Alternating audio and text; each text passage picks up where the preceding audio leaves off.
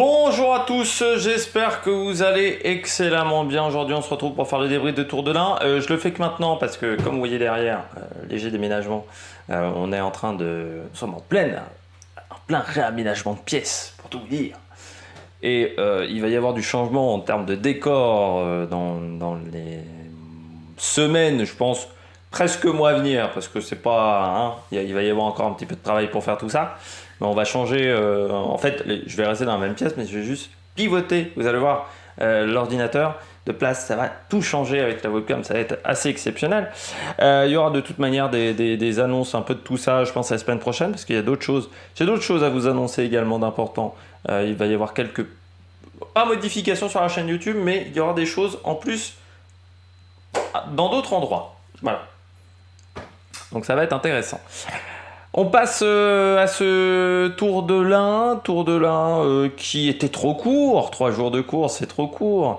On va revenir là-dessus, n'hésitez pas à vous abonner à la chaîne, à réagir dans les commentaires, à mettre un pouce bleu, à partager la vidéo sur les réseaux sociaux, notamment auprès de vos proches, si vous pensez que ça peut les intéresser. Dans les commentaires, n'hésitez pas à me dire, tiens, tel ou tel coureur dont je n'ai pas parlé. Et puis n'hésitez pas à mettre un pouce bleu et à vous abonner à la chaîne. Pourquoi je dis course trop courte? Parce que 3 jours, ça aille pour une course par étape, c'est vraiment le minimum syndical, quoi. Et le Tour de l'Ain, pourtant, à une époque, était plus long. Moi, j'avais souvenir de Tour de l'Ain qui faisait plutôt 4-5 jours. Là, c'est avec 3 jours, c'est court. En plus, c'est le positionnement dans le calendrier assez surprenant. Alors, c'est peut-être parce qu'il y avait les championnats d'Europe, mais de courir du mardi au jeudi, c'est une première, hein. Moi j'avais jamais vu ça. Donc j'ai regardé la course avec un petit peu de retard vu que je m'attendais pas à ce que ça commence un mardi et que ça se termine un jeudi, ce Tour de l'Ain. Et puis une course importante avec des points pour une équipe. On va continuer avec ce classement UCI. On s'aperçoit que de toute manière, on nous dit, ça me fait un peu marrer, parce qu'on nous disait en début de saison, ouais, les équipes, le classement UCI, c'est pas une priorité, on n'en parle pas dans les équipes, entre coureurs, on n'en parle pas. On nous disait ça quand même en début de saison, et on m'avait même dit quelquefois, t'accordes peut-être un peu trop d'importance à ce classement-là. Regardez la manière dont a couru la Cofidis ou la Movistar sur ce Tour de l'Ain, et notamment qu'on encourt certaines équipes comme la Cofidis sur l'Arctic Race of Norway. Ne me dites plus que dans les équipes, on n'a pas modifié notre manière de courir. Avec ce classement UCI, on modifie notre manière de courir et c'est très visible en cette fin de saison. Et ça va donner une fin de saison différente de d'habitude parce qu'il va y avoir ce match. Et ça va peut-être se jouer sur les dernières courses et peut-être que certains se mordront, vont se mordre les doigts plutôt, du fait de ne pas avoir participé peut-être au calendrier français, je vise la loto, ou peut-être avoir été sur le Tour de l'Ain du côté de la loto, ce qui était peut-être pas l'idée du siècle. On va pas faire de bilan des Bleus, parce que dans le top et flop, on va parler quand même pas mal de coureurs français. Et puis on a eu 3 étapes plutôt rythmées. C'était quand même intéressant, surtout que la course était assez débridée quand même. Qu'il y a eu la tentative de Pedrero le dernier jour, même la tentative de Guillaume Martin, elle est assez surprenante. Donc ça a été sympa, mais c'est vrai que 3 jours, c'est un peu court quand même. Alors moi, j'ai regardé la course sur France 3. Vous savez que j'aime bien m'infliger des choses terribles dans la vie. Tout simplement parce que je les ai récupérés en replay, et que pour récupérer des trucs d'Eurosport en replay, parfois c'est la merde, surtout quand vous avez une connexion internet qui n'est pas top. Et je voulais voir surtout comment c'était Nicolas Roche au commentaire. Bon, ça m'a pas impressionné plus que ça, Nicolas Roche au commentaire. Après, comment te dire que quand t'es pas aidé par le journaliste, c'est vrai que c'est compliqué. France 3, je comprends pas pourquoi ils prennent pas des gens juste pour une seule course. Tu sais, des contrats de 3-4 jours avec un commentateur qui ferait que 3 jours des courses, mais qui s'y connaît vraiment dans le cyclisme. Là, le mec qu'ils ont mis, ça me rappelle le Grand Prix de la Marseillaise, mais le mec qu'ils ont mis en commentaire, il connaît rien au cyclisme. Voilà, il n'y a pas... UAE, vous dites UAE, Team Emirates. Alors lui, il nous a sorti les États Arabes Unis. Alors déjà, plus personne dit ce mot-là, parce que c'est les Émirats Arabes Unis, hein, tout le monde dit comme ça, hein, le pays. Mais il nous a mis les noms des sponsors, mais pas du tout dans le bon ordre. Donc moi, j'ai eu une petite perturbation à certains moments, puis c'était du n'importe quoi. Et puis... il y a eu des moments mythiques parce que le journaliste de France Télé, il avait quand même bossé les étapes. On sent qu'il voulait faire comme Franck Ferrand. Il voulait placer ses anecdotes sur le territoire de l'Ain. Peut-être qu'il est sponsorisé par l'Office du tourisme du département de l'Ain, je ne sais pas. Mais il voulait placer forcément ces anecdotes. Et il coupait la parole à Nicolas Roche. Donc Nicolas Roche, à un moment, lui a dit « Ah, il y a attaque de Guillaume Martin, l'étape 2, quand Guillaume Martin part. » Il dit « Il y a attaque de Guillaume Martin. » Et l'autre, non, il part sur une anecdote sur un film de Bertrand Tavernier qui s'est déroulé dans le petit village. J'ai rien contre Bertrand Tavernier, hein, mais c'est pas non plus la soupe aux choux en termes de notoriété au niveau de ses films. Et de toute manière, priorité à la course.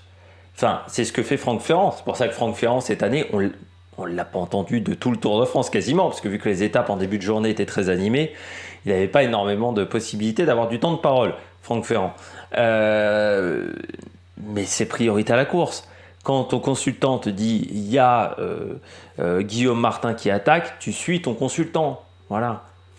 Là, il y avait vraiment, on avait l'impression qu'ils étaient dans deux pièces différentes, dans deux mondes différents, et que le maître de France 3 n'y connaissait rien au cyclisme. Donc, dans ce cas-là, prenez quelqu'un d'autre, recrutez quelqu'un pour 3 jours. Parce que là, c'était un petit peu ridicule quand même en termes de commentaires. C'était un peu une catastrophe. Et puis, bien entendu, comme tout mec qui ne connaît pas au cyclisme, il se concentrait tout le temps sur Julien Alaphilippe.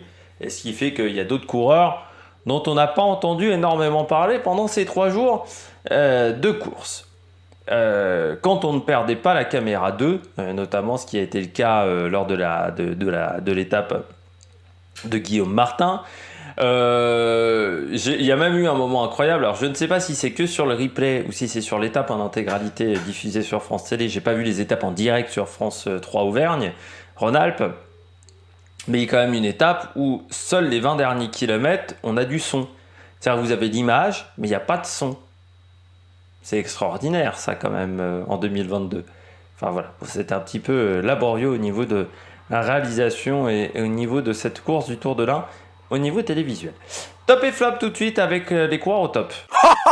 Attaque de Marlou! Du côté des coureurs au top, je commence avec Guillaume Martin, le vainqueur de ces 3 jours, qui a très très bien géré la dernière journée parce qu'il était attaqué par Pedrero. Vous avez l'attaque également du coureur néo-zélandais George Bennett. Donc là, tu te dis, ça sent pas très bon. Et puis, il a été intelligent, Guillaume Martin. Il n'était jamais seul. Énorme travail de Rémi Rochas, qui finit 11e du général. Rémi Rochas, il a pris un cap. Il a passé un cap parce qu'il avait déjà fait un pas mauvais Tour d'Italie. Aussi, Rémi Rochas, pendant les 3 semaines du Tour d'Italie, où il avait été très bon, notamment autour de Guillaume Martin. Guillaume Martin, il a été très fort pendant ces 3 semaines. Pendant ces 3 jours de course. Et pourtant, j'avais peur parce qu'avec les fortes températures, je me souviens qu'il avait eu du mal sur l'étape de Turin. Et je m'étais dit, c'est peut-être parce qu'il faisait chaud sur l'étape de Turin lors du dernier Giro.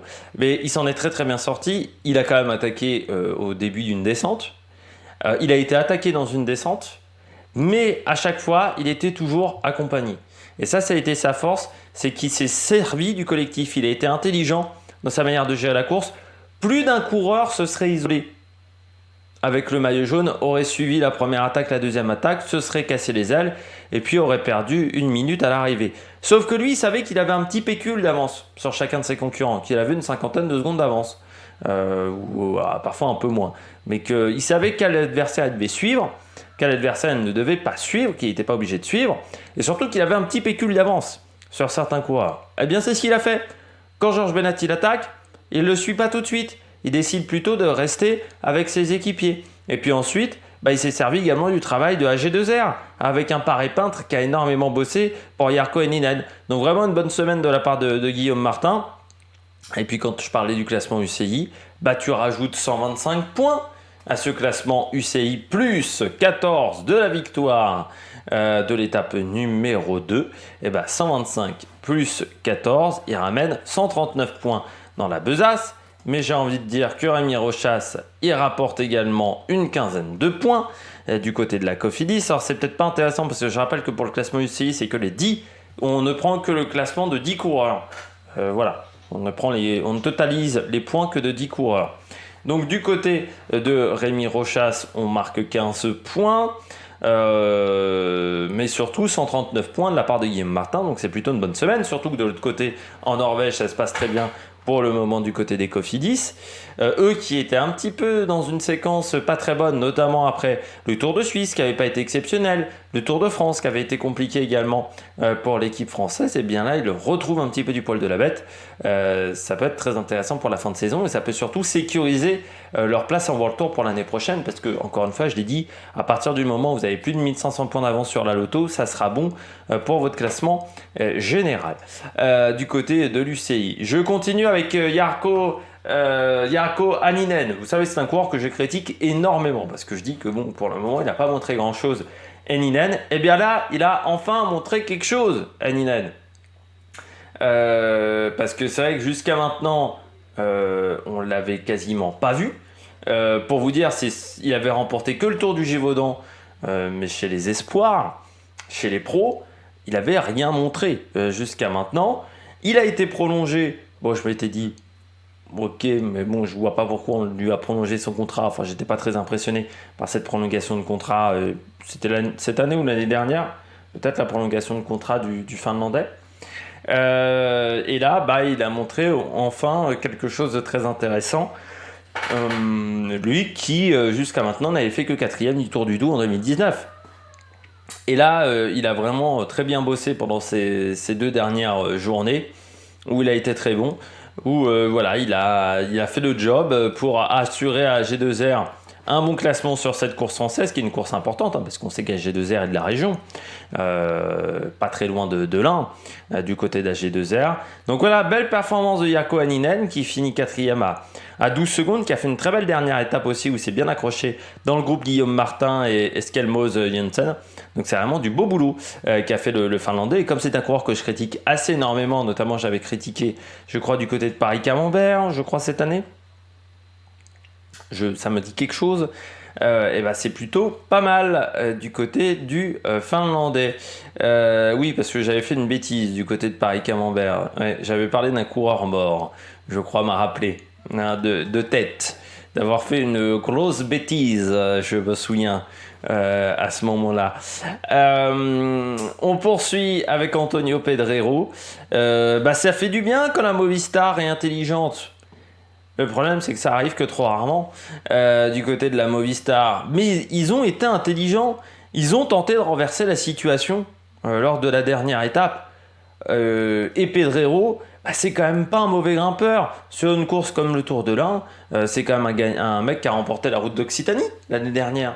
Voilà, hein, donc c'est pas une mauvaise course. 4e du Tour de Burgos en 2019 aussi. 2e du Tour des Asturies. 3e d'une étape du Giro cette année et 4e sur une autre étape. Hein, il avait fait un bon Giro. C'est un coureur qui donc a déjà ramassé pas mal de points pour son équipe Movistar. Et juste, là, ils ont été intelligents. Dans la manière de courir avec Pedrero. Or, d'habitude, il courait de manière un peu bête, hein, la Movistar. Et là, ils ont été intelligents, ils ont tenté de renverser la situation.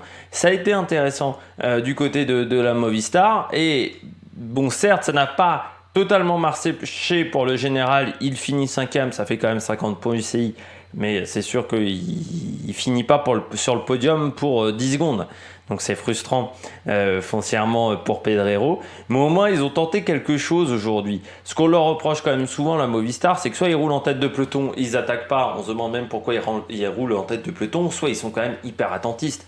C'est pas les mecs qui tentent des choses de loin. Sauf que, en étant dans cette situation où au niveau UCI, on manque de points, j'ai l'impression qu'ils décident d'être un peu plus offensifs. Et c'est pas plus mal et c'est plus qu'intéressant pour la fin de saison. Et pour la Vuelta de cette équipe, parce qu'il faudra faire une grosse Vuelta pour la Movistar pour s'en sortir, et peut-être qu'ils arriveront à faire une belle Vuelta. On passe tout de suite au bonnet d'âne. 3 bonnets d'âne dans ce Tour de l'Ain. Je commence avec la Lotto. Pourquoi être venu sur cette course du côté de la Lotto ? Enfin, je comprends pas. Il y a l'Arctic Race of Norway. Voilà. Non, on décide d'aller sur le Tour de l'Ain. Je veux pas être méchant avec la Lotto, mais ils ont quand même plus de rouleurs petits punchers que de grimpeurs. Surtout quand tu regardes la sélection.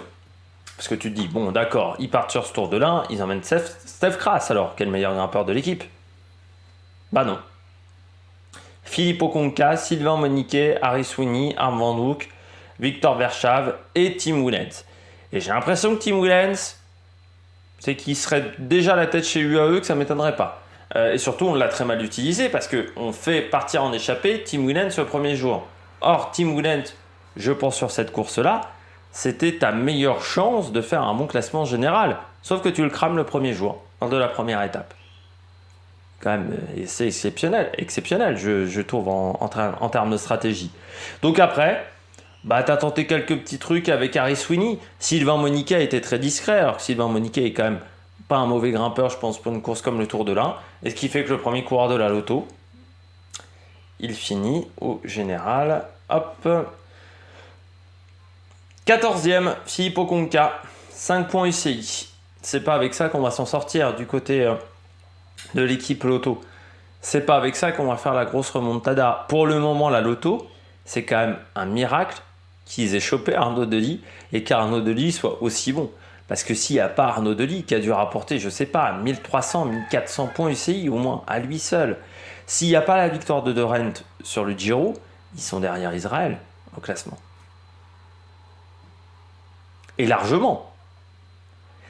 Arnaud Delis va quand même les sauver pour que l'année prochaine, ils soient avec un calendrier World Tour. Sauf qu'ils ne seront plus World Tour. Et s'ils continuent comme ça, je ne les vois pas réussir à obtenir les invitations automatiques en 2024.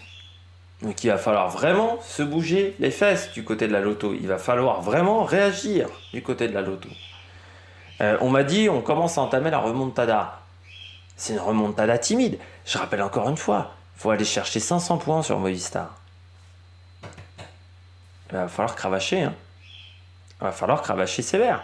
C'est-à-dire que pour aller chercher 500 points sur Movistar, il faut au moins en marquer 1000. Eh ben oui. On commence à se retrouver dans une situation compliquée. Il reste 3 mois de compétition. À peu près un bon mois pour une équipe UCI, c'est 500-600 points. Tu commences à être un mois intéressant en termes de points captés par mois.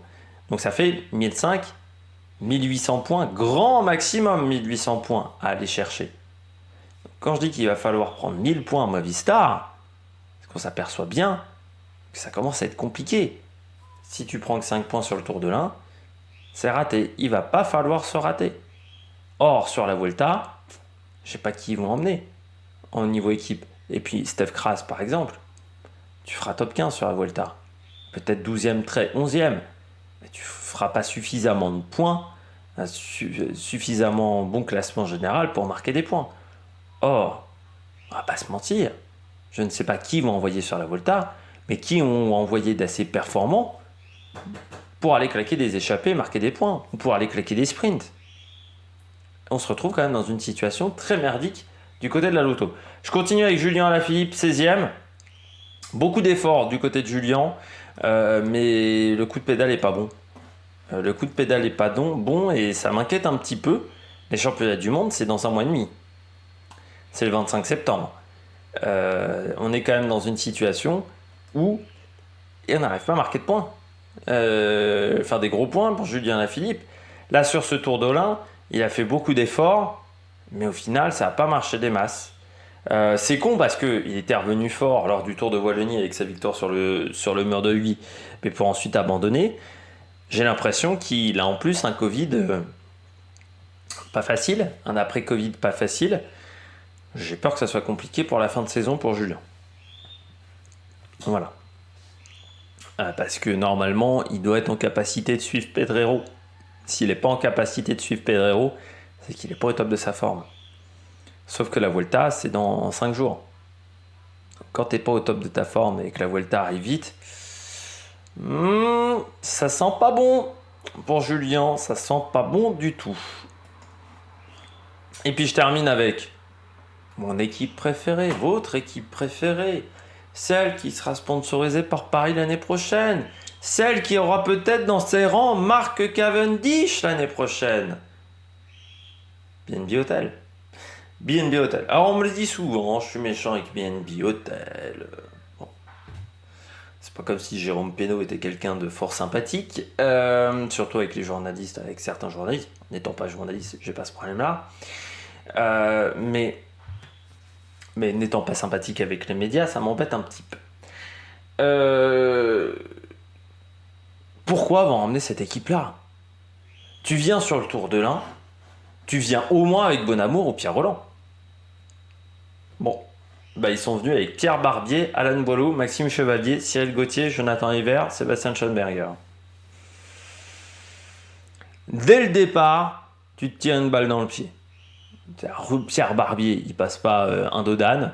Un Dodane, c'est déjà trop dur pour lui en termes de côte. Bon, Alan Boileau, Maxime Chevalier, ce sont pas des grimpeurs. Cyril Gauthier, depuis longtemps qu'il met plus un pied devant l'autre. Cyril Gauthier est quand même dans le monde du cyclisme. Jonathan Hiver, il commence à pu être tout jeune. Et puis il n'y avait pas un profil d'étape qui correspondait vraiment à Jonathan Hiver.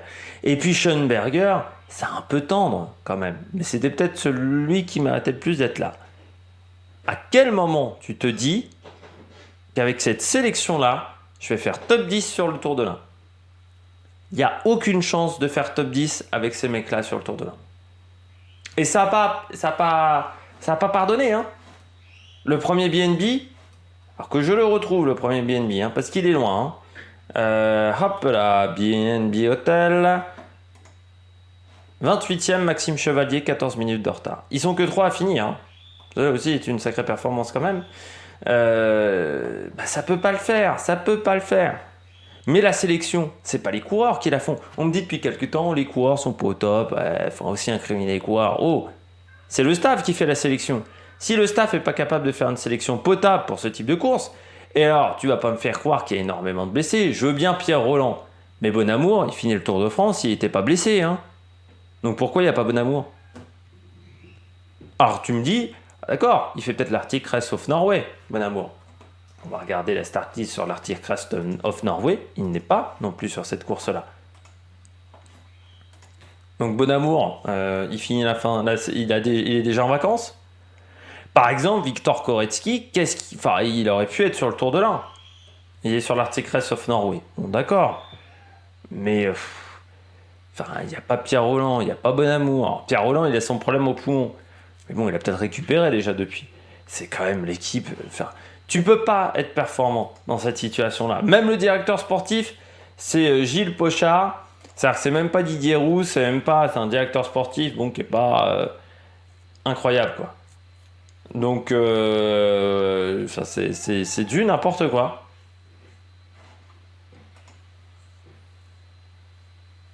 C'est du n'importe quoi dans cette équipe. Et même si tu rajoutes l'argent des 4 sponsors, même si tu mets... Alors Mark Cavendish, on ne sait pas, parce que c'est vrai que il y a eu le phénomène Peter Sagan. Mais Mark Cavendish, parfois, il est passé dans des équipes, il n'y a pas eu un grand professionnalisme. Dimension Data, par exemple, c'était pas exceptionnel en termes de professionnalisme. Je vois pas pourquoi... Enfin, je me dis, à quel moment Mark Cavendish, il s'est dit, c'est un bon choix d'aller dans cette équipe. Moi, je préfère plutôt avoir un contrat seulement d'1 an chez Deceuninck Quick-Step, et pourquoi pas ne faire que la Vuelta ou ne pas faire le Tour de France, plutôt que d'aller chez BNB, quoi. C'est s'enterrer aller chez BNB. Cette équipe n'a pas de staff. Et le manager de cette équipe ne voit pas du tout la réalité en face avec sa formation. Tu as un effectif qui n'est pas suffisamment bon pour être performant sur les épreuves déjà Pro Series. Donc comment veux-tu être performant sur les épreuves World Tour? Il n'y a pas grand-chose qui va quand même. Heureusement, ils ont un bon stagiaire. Sur l'Arctic Race of Norway, ils ont un coureur qui a fait une belle place là. Florian Dauphin qui a fait 6ème. Même Mozzato, hein, ça j'ai envie de dire, Mozzato n'a pas été utilisé. Tu te demandes ce qui se passe dans la tête de cette équipe. Les mecs qui font des sélections, comment ils font les sélections, on sait pas trop. Ils ont quand même que 3 victoires cette saison. Regarde quand même un petit peu les victoires. Alan Boileau, donc 7ème étape du Tour de Rwanda. Quentin Jauregui, 2e étape de l'Alpe Isère Tour. Victor Koretsky, 3e étape de l'Alpe Isère Tour. Et c'est pas avec ça que tu vas être champion du monde. Hein. Non, mais c'est pas avec ça que tu vas rentrer en World Tour dans 3 ans non plus. Hein. Voilà, mais même avec, tu leur rajoutes même 10 millions d'euros, de toute manière, ça changera pas le staff de l'équipe. Hein. Ils sont à la rue à un moment. Faut dire la vérité. Faut appeler un chat, un petit peu. J'espère que vous avez aimé cette vidéo. Si vous avez aimé cette vidéo, n'hésitez pas à vous abonner à la chaîne, à réagir dans les commentaires, à mettre un pouce bleu, à partager la vidéo sur les réseaux sociaux, notamment auprès de vos proches, si vous pensez que ça peut les intéresser. Et puis nous, on se retrouve pour de nouvelles aventures sur l'Amérique Production. Ciao, ciao!